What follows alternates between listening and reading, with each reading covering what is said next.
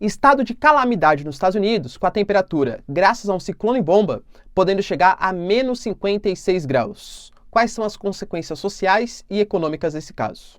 O Trump pode não concorrer mais a nenhum tipo de cargo público, isso por delimitação do próprio Congresso dos Estados Unidos, já vamos entender, e o Antony Blinken, que é o cara da segurança, o secretário ali dos Estados Unidos, fala que a saída do Afeganistão ela foi super estratégica para que os Estados Unidos hoje consiga apoiar a Ucrânia e que mais, mesmo com a queda de popularidade de ajuda da econômica à Ucrânia, inclusive hoje, mais da metade da população dos Estados Unidos não quer mais que os Estados Unidos continue ajudando, pelo menos não nos volumes atuais, o território ucraniano, mas que não se faz política pública, e aliás, política geopolítica, baseado em opinião política, em opinião pública. E aí, pessoal, será que o apoio vai continuar durante bastante tempo? O Irã alega que a Ucrânia está errando na condução e que a paciência não vai durar para sempre, faz uma ameaça aos ucranianos. E também o Juan Guaidó, depois de bastante tempo, desde 2019, liderando a oposição venezuelana, é destituído do seu cargo e não é mais o presidente interino nem pela oposição na Venezuela. Se vocês querem entender um pouco mais sobre esses assuntos, e muito mais também sobre geografia, geopolítica, atualidades, política, polêmicas, enfim, tudo para você se manter sempre bem atualizado, já se inscreve no canal, deixa seu like, compartilha esse vídeo, que eu, professor Ricardo, conto muito com a sua ajuda. Belezinha? Pessoal, para quem não me segue no Instagram ainda, hein? @prof_Ricardo Marcílio, que lá estou sempre postando notícias, atualidades e tal. Acho que é bem legal você me seguir. E claro, se você quiser contribuir aqui para o canal, pessoal, deixa um agradecimento, tá? O Ian, por exemplo, ontem fez uma contribuição, pessoal, sensacional, tá? E aí eu acabo esquecendo de falar, são várias contribuições, eu fico muito grato com isso, para que eu continue produzindo conteúdos diários aqui para vocês. É um trabalho, claro, né? Tenho que dedicar algum tempinho aí e tal, para ficar repassando para vocês enfim, a interpretação que eu faço dos principais acontecimentos geopolíticos contemporâneos. Belezinha, pessoal? Posso contar com você? Se não, só seu like, seu engajamento, sensacional também, beleza? Então vamos lá, ó. Seguinte, o que aconteceu de mais importante aí, né? Primeiro, a gente tem uma notícia muito preocupante, dessa vez ambientalmente falando, que é a chegada de um ciclone bomba. O nome eu sei que ele é extremamente preocupante e tal, né? O que é um ciclone? É um megacentro de baixa pressão, tá? Um ciclone. Eu não vou dar uma aula de climatologia aqui, tá? Porque nem é o espaço para isso, embora eu seja geógrafo, e climatologia é uma das minhas vertentes principais, que eu mais gosto de estudar, né? Mas quando a gente fala de uma zona ciclonal, é um centro de baixa pressão atmosférica. E na prática, um centro de baixa pressão, ele tende a atrair ventos. É uma região que tem poucas moléculas de ar, e aí, pela diferença de pressão, o ar, onde ele está muito concentrado, tende a preencher esse vazio, tá? Isso é um ciclone. Só que isso acontece num sentido cíclico por conta do efeito Coriolis, da própria dinâmica de rotação terrestre. Eu sei, muito complexo, né, para poucas falas, mas dá uma aula de climatologia. Mas esse ciclone bomba, o que ele vai tender a fazer então? Trazer muito vento, já que é uma área de baixa pressão, para a região dos Estados Unidos, passando pelo Canadá, Estados Unidos, inclusive chegando no México. E esses ventos do Ártico, em algumas porções dos Estados Unidos, ele chama bomba porque ele é muito forte, tá? Esse vento do Ártico, ele está fazendo com que tenha algumas temperaturas que já tenham chegado ontem mesmo nos Estados Unidos, na casa do menos 15, menos 20, menos 25 graus. Hoje, existem porções do território norte-americano que podem chegar a menos 56 graus. É com certeza um estado de calamidade, porque existe inclusive o risco do chamado frostbite, tá? O que é isso? É quando você tem o congelamento de algumas extremidades, principalmente, ou até mesmo do tecido do seu corpo, em questão de 5 a 10 minutos, provocando necrose e tal, e até, em última instância, claro, a morte do indivíduo. Lembrando que os Estados Unidos vem passando recentemente, no estado da Califórnia, por exemplo, o aumento do número de moradores de rua. A gente tem estados como, por exemplo, Texas, que tem ali um número de imigrantes ilegais que ficam sob condições subhumanas que não vão conseguir se proteger desse frio. Então, o Natal dos Estados Unidos pode ser bastante traumático por conta da questão climática. Além da inflação e tal, o ciclone bomba, né, nos Estados Unidos pode ser bastante prejudicial para o país, tá? Infelizmente, a situação está complicada nos Estados Unidos. A gente teve ontem a Câmara produzindo um documento, como se fosse um relatório ali, de mais de 800 páginas, falando o porquê que o Trump não deve concorrer a cargos políticos no futuro. E segundo as 800 páginas, está basicamente falando que se não fosse o Trump, não teriam acontecido tantos atos antidemocráticos como aconteceram nos Estados Unidos, inclusive e principalmente a questão do Capitólio. Todos vocês se lembram, fatídico dia, né, 6 de janeiro, em que a gente teve uma pequena parcela ali, dos republicanos mais exaltados, mais extremistas, mais antidemocráticos, que não reconhecendo o resultado das eleições dos Estados Unidos, invadiram o Capitólio, né? E aí, segundo as investigações, o Trump foi o cara que motivou isso, tá? Seja através de discursos, não pedindo para a população sair de uma maneira tão enfática, enfim, tá? O documento ali que eles produziram. E, professor, quer dizer então que agora o Trump, ele não vai mais concorrer? Claro que não. Isso tem que ter, né, ainda uma acusação sendo feita, tem que ser feito pela justiça, aí tem que ter todo o julgamento para, enfim, talvez o Trump ser proibido de concorrer a cargos públicos. Você acha que isso vai acontecer, professor? Confesso que é muito difícil a gente saber, tá? Mas eu não acho que o Trump vá ser o próximo presidente dos Estados Unidos. Já conversei algumas vezes aqui com vocês, porque tem um senhor, governador hoje da Flórida, que está mais popular entre os republicanos e que, aliás, na última pesquisa venceu o Biden, né, que é o Ron DeSantis. A chance do Ron DeSantis ganhar, se ele for pelo Partido Republicano, é muito maior do que o Trump ganhar se ele for pelo Partido Republicano. O Trump está envolvido em algumas questões de roubos de documentos da Casa Branca, da sua mansão ali na Flórida, não sabe nem se ele vai poder concorrer, né, por ter supostamente exaltado ali esses movimentos antidemocráticos. Então, não acho que, mesmo se ele tiver, né, possibilidade de concorrer, ele vai ser o candidato pelo Partido Republicano. Guarda esse nome, hein? Ron DeSantis deve ser, tudo muda, né, em questão de 2 anos, só em 2024, mas deve ser o futuro presidente dos Estados Unidos. Notícias também relacionadas a declarações do Antony Blinken, que é o cara que sempre que fala sobre questões geopolíticas, questões de segurança, ele é o nome ali, né? Ele é o cara nos Estados Unidos. A gente sabe que uma das coisas que mais afetou a popularidade do Biden foi justamente a sua saída do Afeganistão, né? Só para a gente traçar um breve histórico aqui. Quando aconteceu o atentado ao World Trade Center e ao Pentágono, a gente teve o presidente Bush, George W. Bush, lançando a tal da guerra ao terror, né, que era a tal da doutrina Bush. E aí, basicamente era o seguinte, os Estados Unidos ele foi atacado pela primeira vez dentro do seu próprio território. Durante a Guerra Fria, era muito fácil você saber quem te atacou. Pô, foi a União Soviética, foi tal país, tal. E agora, quem me atacou foi a Al-Qaeda. Beleza, vamos atacar a Al-Qaeda. Cadê? Tá no Sudão, tá no Paquistão, tá no Afeganistão, sei lá, tá em vários países, entende? Então, os Estados Unidos, preocupado com a sua questão de segurança e não sabendo exatamente como combater o Osama Bin Laden, Al-Qaeda, ele lançou essa guerra ao terror.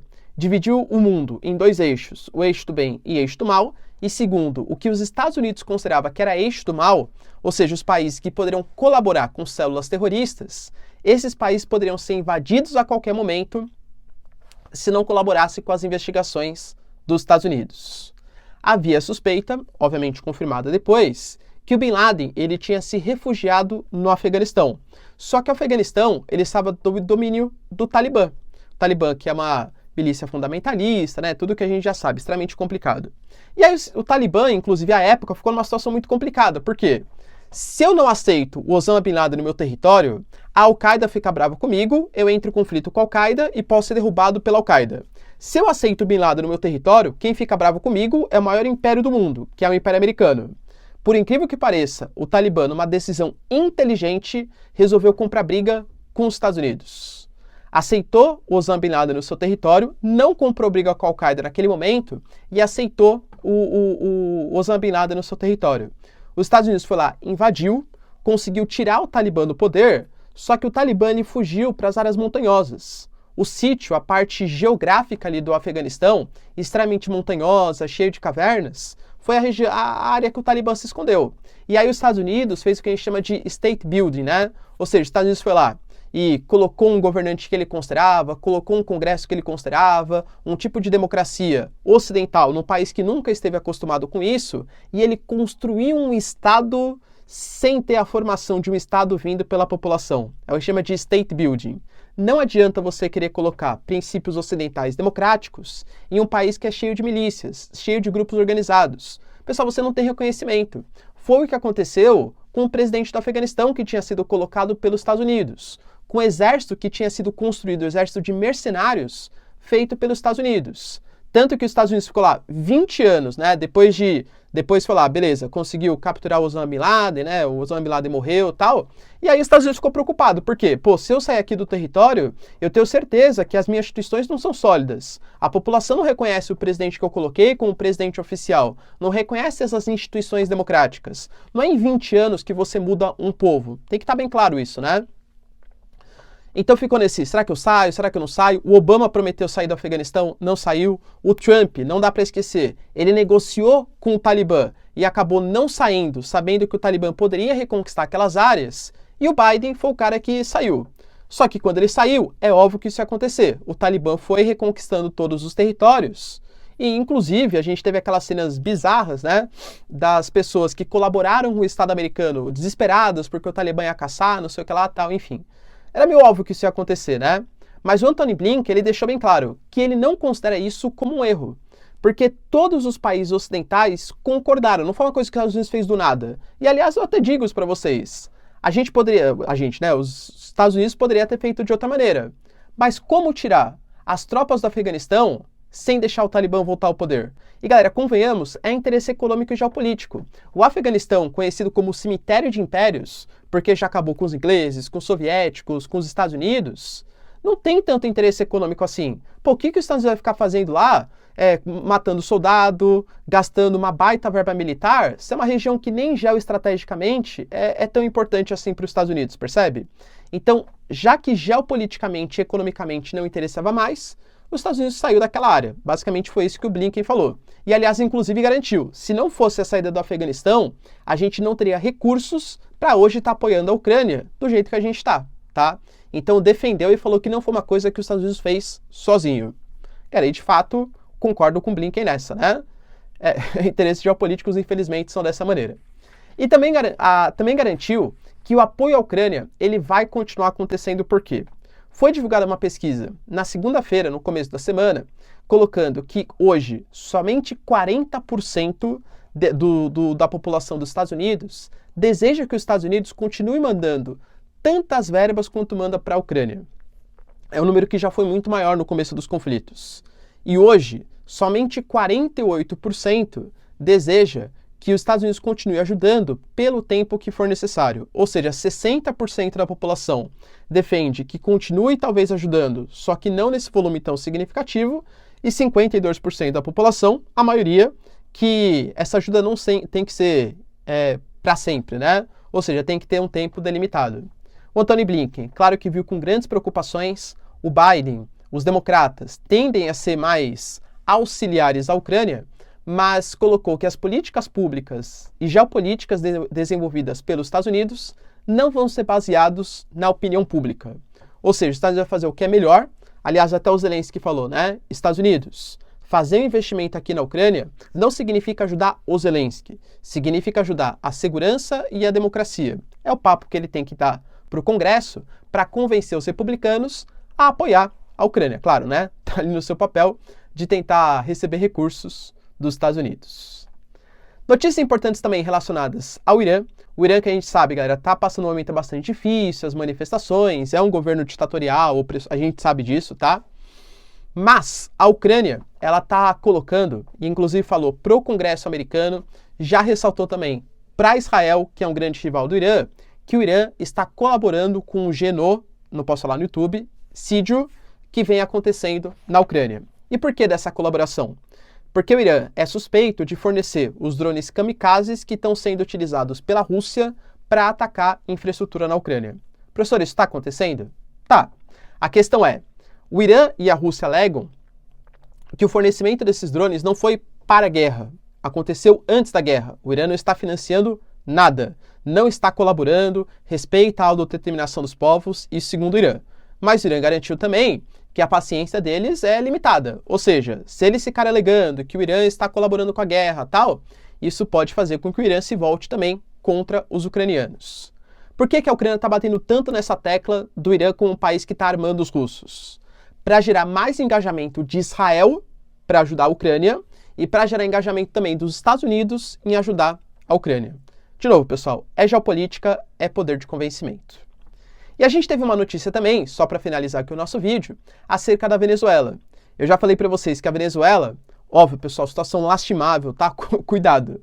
Mas está ficando menos pior esse ano. Um crescimento econômico de 12%, o que já é bem relevante, já é significativo. E o Maduro, ele está dando ali algumas dicas um pouco mais democráticas para sua população. A gente teve, nas últimas eleições, o Maduro se elegendo numa eleição que não foi reconhecida internacionalmente. E o Juan Guaidó, que à época era o presidente da Assembleia Nacional, o poder legislativo do país, ele se autoproclamou presidente. E a gente teve Brasil, União Europeia e Estados Unidos reconhecendo o Guaidó e não Maduro como presidente de fato. O problema é que só a comunidade internacional reconhecia o Guaidó como presidente de fato. Nem a população gostava dele e nem o exército. Galera, convenhamos, o bolivarianismo, desde Hugo Chávez, ele soube lidar com a organização de um Estado, sempre dando muito apoio para o exército. O Hugo Chávez é um ex-militar, né? Então ele financiou, deu aumento de verbas e tal, e o exército até hoje, pelo menos grande parte, principalmente os militares de alta patente, eles são bolivarianos. Então Juan Guaidó, ele teve reconhecimento internacional, mas internamente nem a população contra o Maduro o via como um grande líder. A Assembleia Nacional acabou fazendo uma resolução, porque a Assembleia Nacional em 2021, ela foi, alegando golpismo e tal, ela foi destituída como poder legislativo. Teve uma outra eleição, só que esses deputados da Assembleia Nacional ainda se consideram como poder legislativo. Eles votaram ali e eles deliberaram que o Juan Guaidó não é mais o líder deles. Lembrando que o Maduro, ele está abrindo um pouco as portas, aceitando vistorias internacionais no próximo processo eleitoral, fazendo um acordo com a Chevron, com os Estados Unidos, a França, do Macron, que nem reconhece o Maduro como presidente, anunciou que vai fazer uma visita diplomática à Venezuela, então a Venezuela está tentando se abrir um pouco mais para a democracia. E aí, pessoal, será o fim da ditadura na Venezuela? O que você pensa sobre o assunto? Deixa nos comentários, quero saber sua opinião. No mais, galera, se vocês curtiram o vídeo, tamo junto, beijos, abraços e tchau, tchau.